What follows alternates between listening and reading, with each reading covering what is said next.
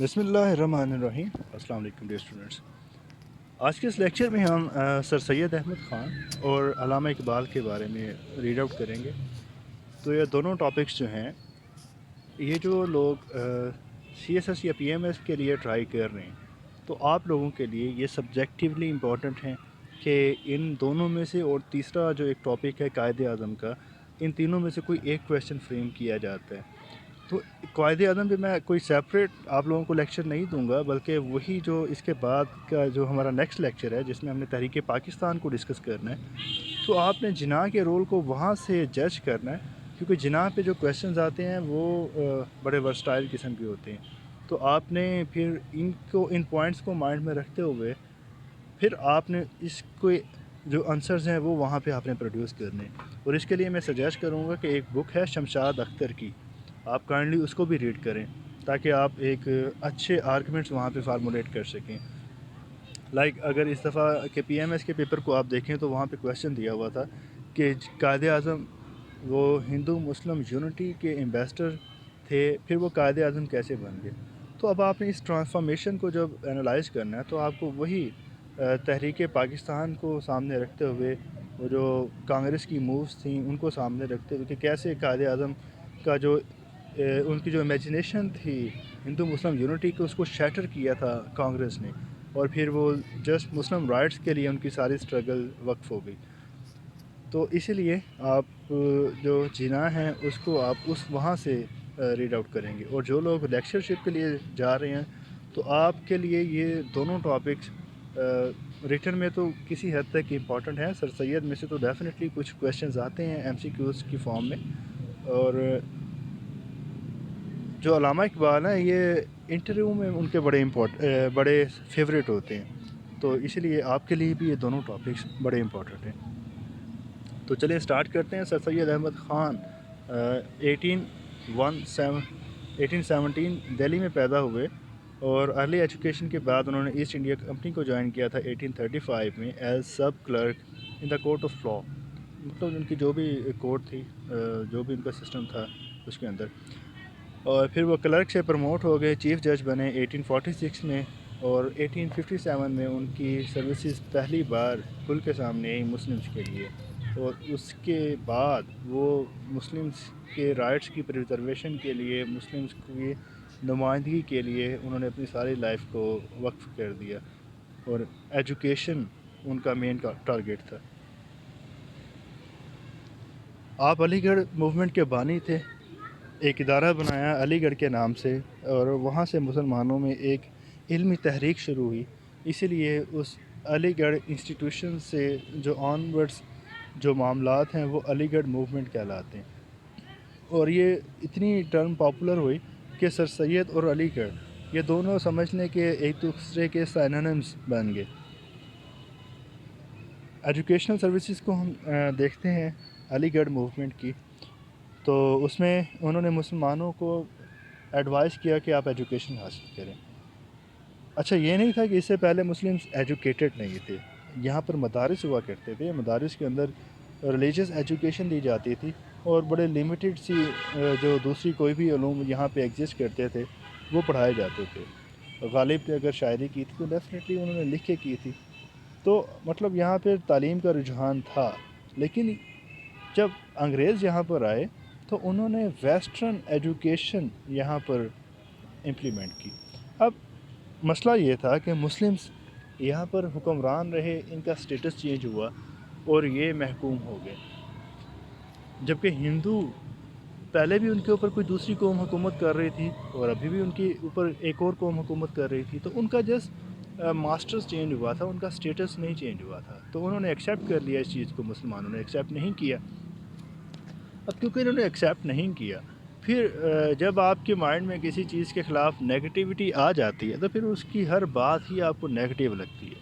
तो ये जो एजुकेशनल सिस्टम था, इसके साथ साथ कुछ मिशनरीज़ भी पहले वहाँ से यहाँ पर आए थे, ताकि यहाँ पर क्रिश्चियनिटी को भी प्रमोट किया जा सके। तो मुस्लिम जो हैं वो काफ़ी ज़्यादा शाये थे इस बारे में। फिर जो एजुकेशनल सिस्टम था, क्योंकि ये रिलीजियस नहीं था, तो मुसलमानों को लगा कि शायद ये मुसलमानों के बच्चों को अब दीन से भी दूर करना चाह रहे हैं। तो साइंस के बारे में भी अजीब व गरीब किस्म के سمجھ لیں کہ یہاں کے لوگوں کی مینٹیلٹی کے اندر ان کے ڈفرینٹ پوائنٹس سے ایسی چیزیں تھیں کہ وہ سائنس کو اینٹی اسلام بھی سمجھتے تھے. تو یہ ساری باتیں جو ہیں انہوں نے فورس کیا مسلمس کو کہ وہ ایجوکیشن کو پرسو نہ کریں. اور پھر جو انگریز اپنے ساتھ برٹش انگلش لینگویج لے کے آیا تھا تو اس کو کافروں کی زبان بنا دیا گیا. تو یہاں کے لوگوں نے انگریزی سے بھی اوائڈ کیا. اب اس میں ایشو یہ آ رہا تھا کہ کیونکہ اب یہاں کا ماسٹر برٹش تھا اور اس کو وہی لوگ چاہیے تھے جو اس کے ساتھ کمیونیکیٹ کر سکیں. وہ اب آپ کی خاطر ہندی تو نہیں سیکھے گا نا, آپ نے اس کے ساتھ کمیونیکیٹ کرنا ہے, وہ ماسٹر ہے تو ڈیفینیٹلی آپ اس کی زبان کو سیکھیں گے. تو ہندو سیکھ رہے تھے, مسلمس نہیں سیکھ رہے تھے. ہندو سائنٹیفک ایجوکیشن کو حاصل کر رہے تھے, مسلمس نہیں کر رہے تھے. تو رزلٹ یہ ہو رہا تھا کہ گورنمنٹ سیکٹر کے اندر جتنی بھی یہ سیٹس تھیں وہ مطلب ہائر جو بیوروکریسی تھی وہ تو وہ برٹش اپنے ملک سے لے کے آ رہا تھا, لیکن جو لوئر بیوروکریسی تھی اس میں اور جو عام آفیشلس تھے اس میں جو ہندو ہیں وہ ڈومینیٹ کر رہے تھے, مسلمس پیچھے رہ رہے تھے. تو اس چیز کو سر سید نے پریڈکٹ کیا اور انہوں نے اس چیز کو ضروری سمجھا کہ مسلمانوں کو ایجوکیٹ کیا جائے تاکہ یہ ایکول فوٹنگس پہ کھڑے ہو سکیں. ادروائز ایک ٹائم آئے گا کہ اس پوری سوسائٹی پہ ہندو ڈومینیٹ ہو جائے گا اور مسلم جو ہیں یہ صرف محرومی ہی ان کا مقدر بنے گی. تو انہوں نے سٹارٹ لیا مراد آباد اسکول میں 1859 میں بنایا گیا, غازی پور اسکول 1862 میں بنایا گیا, اور دونوں کے اندر انگلش اور جو پرشین تھی دونوں کے اندر ایجوکیشن دی جاتی تھی تاکہ جو یہاں کے لوگ ہیں وہ پرشین کو تو سیکھیں لیکن ساتھ ساتھ انگلش کو بھی سیکھ لیں. پھر انہوں نے ایک اور بڑا کام کیا, وہ سائنٹیفک سوسائٹی تھا. انہیں فیل ہوا کہ یار یہ اسکولوں میں کتنے لوگوں کو ایجوکیٹ کر لوں گا, تو جو آلریڈی ایجوکیٹڈ لوگ ہیں ان کو بھی ان کے لیے بھی کچھ فیسیلیٹیشن ہونی چاہیے. تو انہوں نے ایک سائنٹیفک سوسائٹی بنائی 1863 میں. بڑے کریٹیو مائنڈ کے تھے وہ, اور اس کا کام کیا تھا, اس نے جو ویسٹرن جو رائٹنگس تھیں ڈفرینٹ ٹاپکس پر, جو ان کی فلاسفی تھی اس کو چینج کرنا تھا لوکل لینگویجز میں تاکہ جو یہاں کا پڑھا لکھا نوجوان ہے اس کو بھی یہ سمجھ آئے کہ ویسٹرن وے آف تھنکنگ کیا ہے, ان کی فلاسفی کیا ہے, کیسے وہ لوگ ڈیولپ کر گئے, وہ کون سا نالج تھا جس نے ان کو عروج پہ پہنچا دیا. پھر اس سوسائٹی سے ان کو بڑا پیار تھا. اس کو 1876 میں انہوں نے علی گڑھ شفٹ کر لیا تھا. اور پھر ان کی جو بڑی اچیومنٹ ہے محمدن اینگلو اورینٹل اسکول علی گڑھ, تو یہ 1875 میں اسٹیبلش کیا گیا. 1877 میں یہ کالج بنا اور 1920 میں یہ مسلم یونیورسٹی علی گڑھ بن گیا.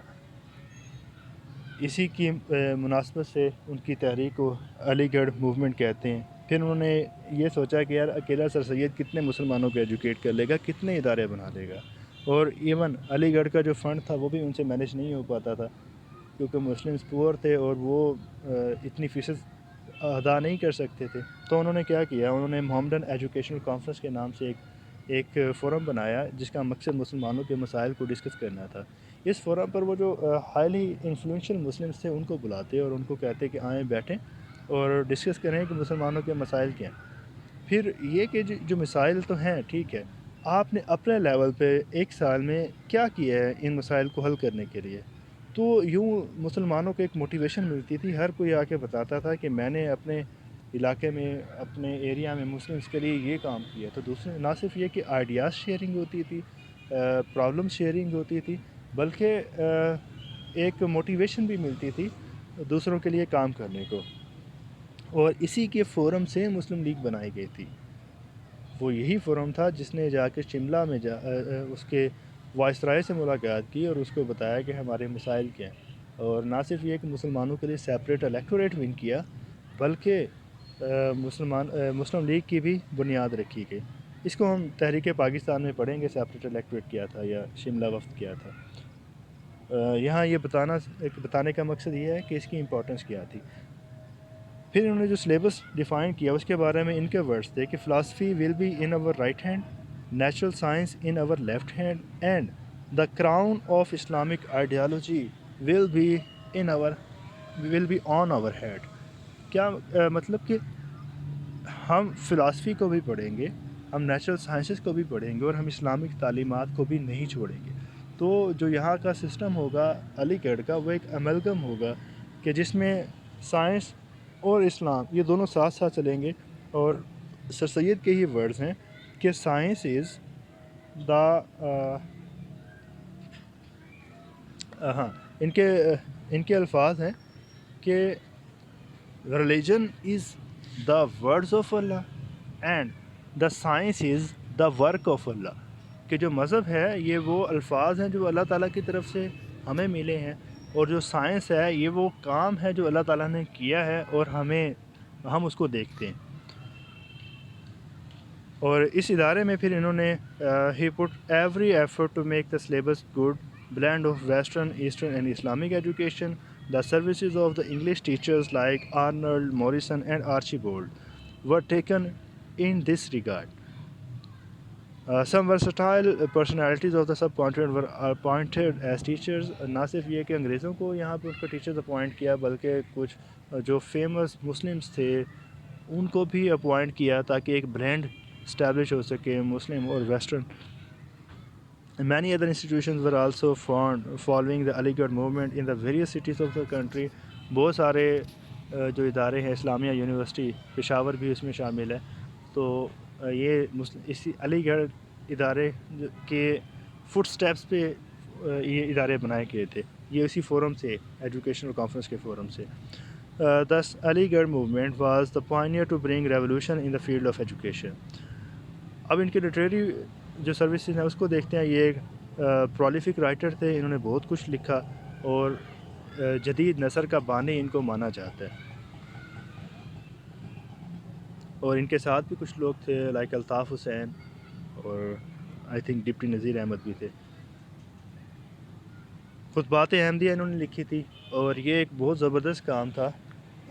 ایک انگریز گورنر ولیم میور نے ایک بک لکھی تھی دا لائف آف محمد کے نام سے, جس میں اس نے آپ صلی اللہ علیہ وسلم کی ذات مبارکہ کے اوپر کچھ سوالات اٹھائے تھے.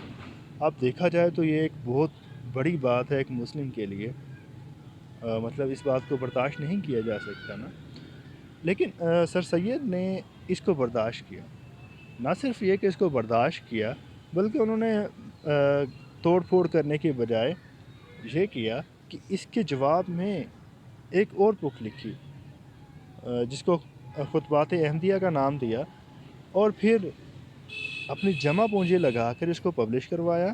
پبلش کروانے کے بعد جہاں بھی اس بک کی کاپی سیل ہوئی تھی وہاں پر اس کی بھی ایک کاپی کو سیل کروایا.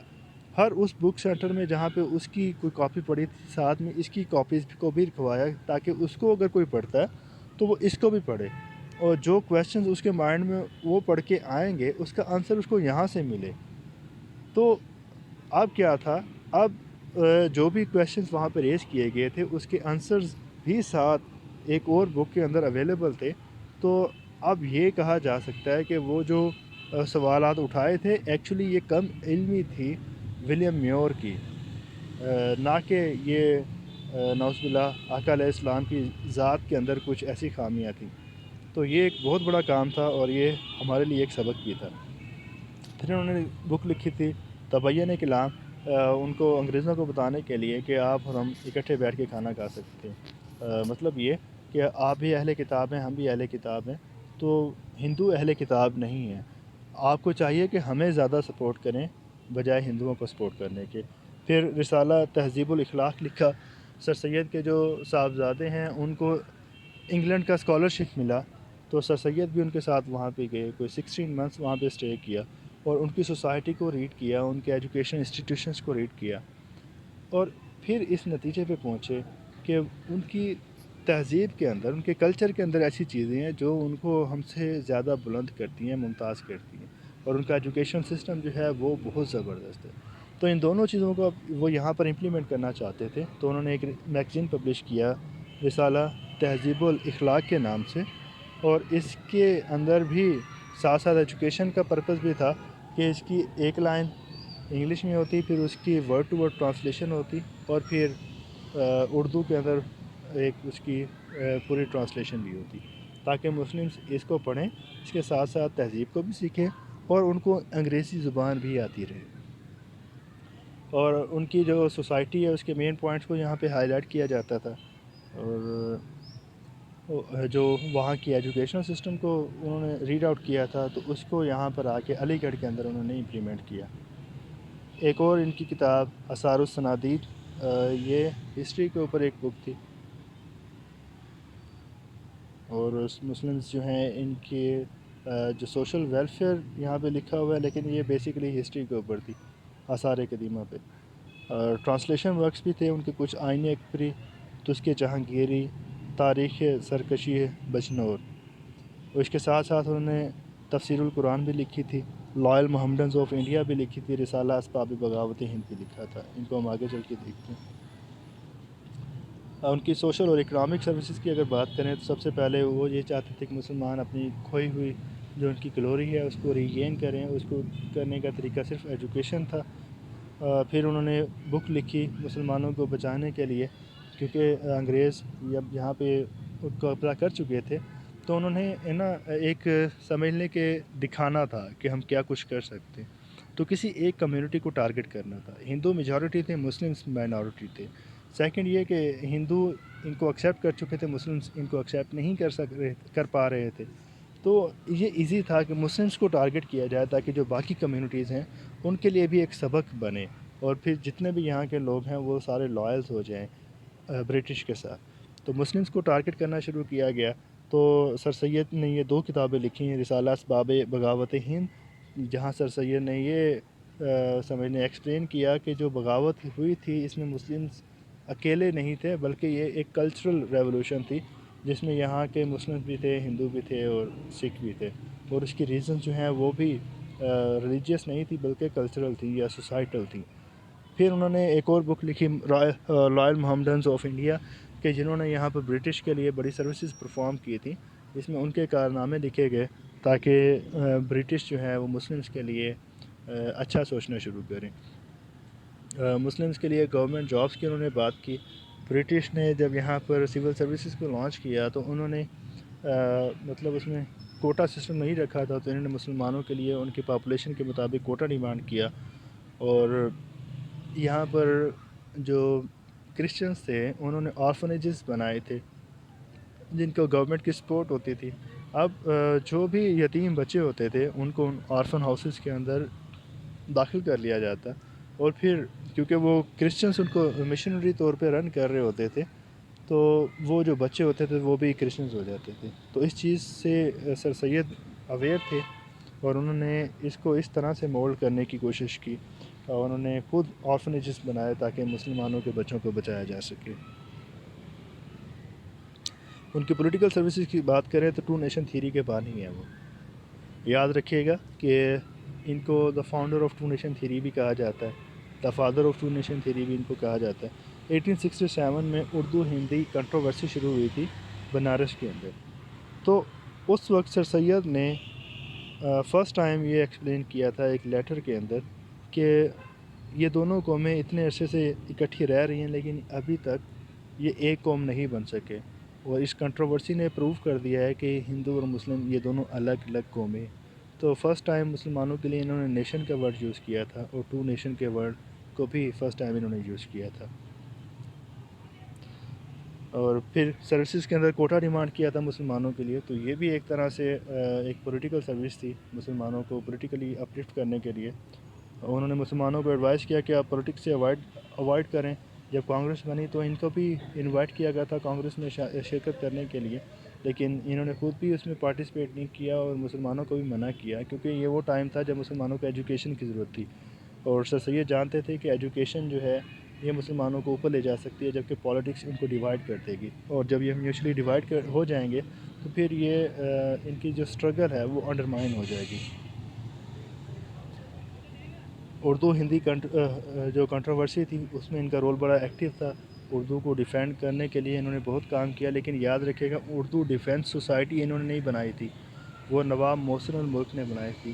اکثر لوگ اس کے ساتھ اٹیچ کر دیتے ہیں سر سید کو، تو انہوں نے پارلیمنٹ کے اندر آواز اٹھائی تھی اردو کو بچانے کے لیے، لیکن اردو ڈیفینس سوسائٹی جو ہے وہ نواب محسن الملک نے بنائی تھی۔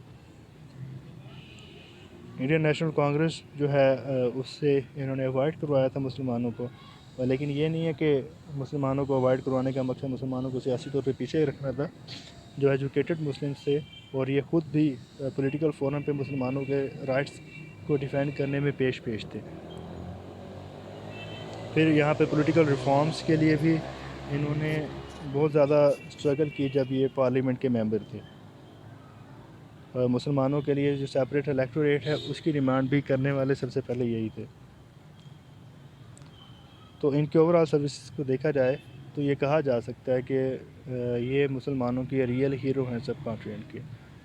اور میرے ایک انٹرویو میں یہ کویشچن بھی کیا گیا تھا کہ جو جناح ہیں، اقبال ہیں اور سر سید ہیں، تو آپ ان تینوں کو کیسے ریٹ کریں گے؟ تو میں نے کہا تھا کہ میں اقبال کو تھرڈ رکھوں گا، جناح کو سیکنڈ اور سر سید کو فرسٹ. تو پھر انہوں نے پوچھا تھا کہ آپ یہ کیسے کریں گے کہ جب کہ جناح نے پاکستان بنایا تھا. پھر میں نے انہیں یہ بتایا تھا کہ جناح نے پاکستان بنایا تھا لیکن وہ جو تحریک ان کو ملی تھی ایکچولی اس کے فاؤنڈر سر سید تھے. انہوں نے اگر وہ ایجوکیشن موومنٹ نہ چلائی ہوتی تو مسلم لیگ بھی نہ بنتی، وہ ایجوکیشن فورم نہ بناتے تو مسلم لیگ بھی نہ بنتی، مسلم لیگ نہ بنتی تو جناح بھی آج ہم انہیں قائد اعظم کے نام سے نہ جانتے. تو اس چیز کو انہوں نے اپریشیٹ کیا تھا.